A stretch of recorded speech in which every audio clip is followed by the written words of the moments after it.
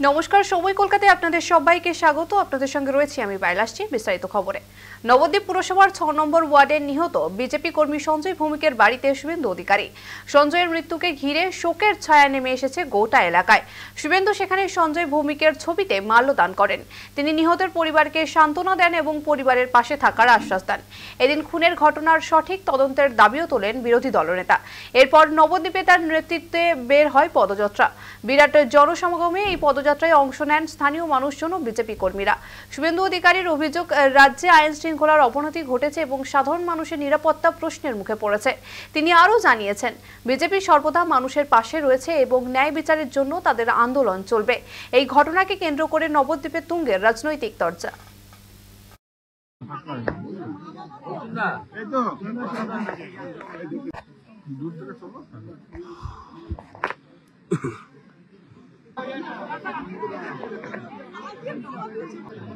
মমতার পুলিশের কাছে কে যাবে? মমতার পুলিশের কাছে আমি যাবো না।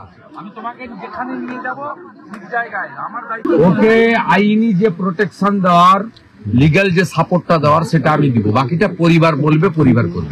নির্বাচনের আগে যদি এই পরিস্থিতি হয়, 21-এ তো আমরা দেখেছি একের পর এক বিজেপি কর্মী, 26-এ নির্বাচনী ঘোষণা হলো না, তার আগে আতঙ্ক ধরাতে চাইছে। এই ধরনের কত বয়স হয়েছিল? 35।